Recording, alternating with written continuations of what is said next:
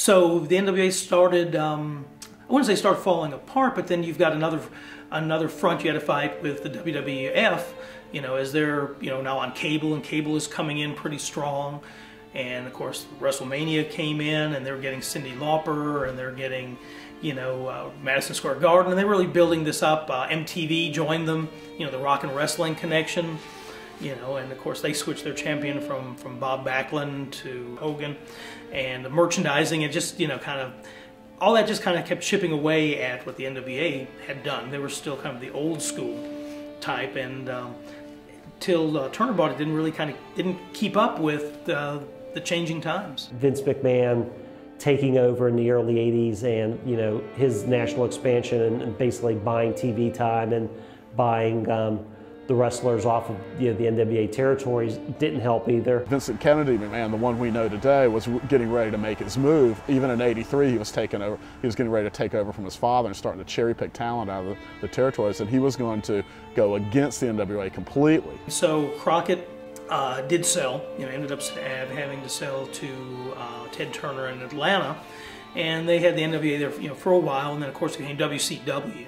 So that was kind of the end of the NWA as we know it. It was pretty much gone once once TBS and Turner took over, bought out Crockett. It was also kind of the end of something, because television again was changing, and clearly the NWA was weakening. It was very much weaker. Technology and the way things changed. I think it probably was inevitable. I don't know if they could have kept up the old territory days as they did in the past, with someone being able to broadcast, do a show in New York and broadcast it all over the world. When did I feel it died? In '86. '86 was really the end of it. Crockett Promotions is different than the NWA. Crockett Promotions was its own brand. It was they didn't have to answer to every other promoter. That was the beginning of the end of the NWA World Championship. I think as long as it was on national television and Ric Flair was holding it, there was still something to it. But that day was coming across, and it was going to be, why would the Crockett's and Dusty Rhodes book that World Championship, and the other promoters didn't get very much out of it? Why would the other promoters stay in the NWA when they're paying for something they weren't getting? But that was the beginning. The two national promotions, and then that was the beginning of it fading away. If the NWA would have stayed together, Vince McMahon would have never got through that. But they all started fighting and opened it up, and he went right through the middle of them. WCW I don't think they ever withdrew from the NWA, because there was not an NWA to withdraw from. Ted Turner bought Jim Crockett Promotions, who wrestled under the NWA banner. But when he bought it, he just changed the name to WCW. He didn't withdraw from anything. He just said, that's that, and this is mine, World Championship Wrestling. I think what they mean by that is there was such an identification of the NWA with Jim Crockett Promotions by the mid to late 80s. Jim Crockett Promotions was far and away the most dominant member of the NWA. They had national TV, they toured nationally, they had most of the big stars, if you will, under contract to them. So for a lot of folks, Jim Crockett Promotions was NWA. They were one and the same, they were inseparable. So I understand that to some extent. That was never actually the reality. Even at Jim Crockett Promotions' height, there were still other promoters in the NWA who were still running. So when Jim Crockett Promotions sold Jim Crockett Promotions to Turner Broadcasting and World Championship Wrestling was formed, we continued. WCW was a member of the NWA for a number of years and continued to feature the NWA belt. So even those who would say, NWA ended when Crockett sold, if you do your history, that's not correct. WCW, we continued the relationship with WCW for a number of years. I think it died when the NWA title left World Championship Wrestling a few years later. As long as there was Ric Flair or someone on national television on Turner Broadcasting with World Championship Wrestling saying this is the NWA title, then I think it was alive.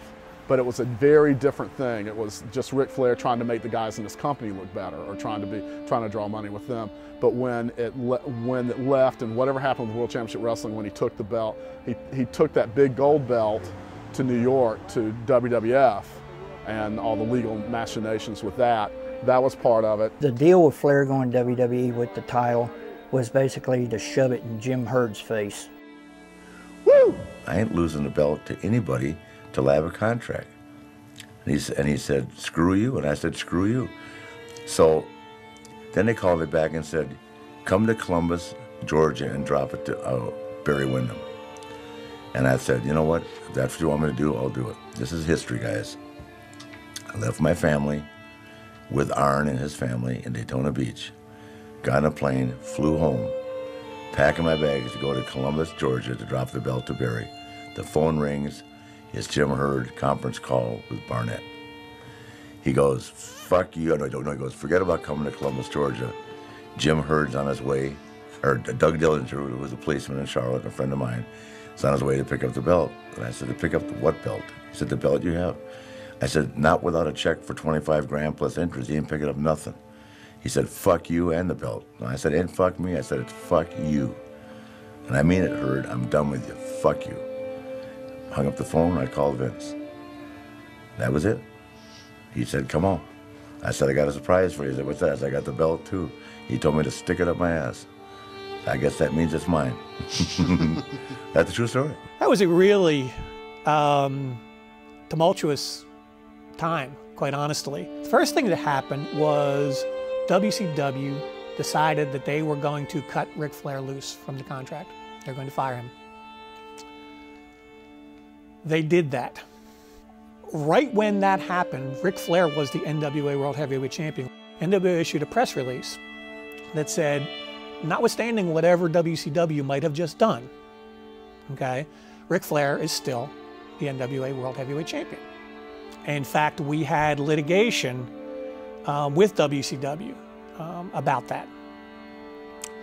Shortly after that happens, Ric Flair signs with the WWF. It was a real interesting moment when he popped up with the title. In the interim between Ric Flair leaving WCW, NWA saying, no, we still recognize Ric Flair as the NWA champion, and then Ric Flair signing with the WWF, and then showing up on WWF TV, there had been other comings and goings within membership of the NWA.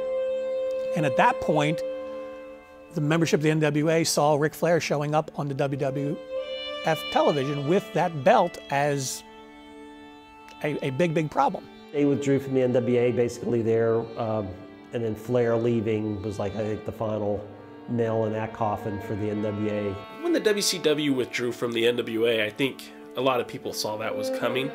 WCW was a corporate entity.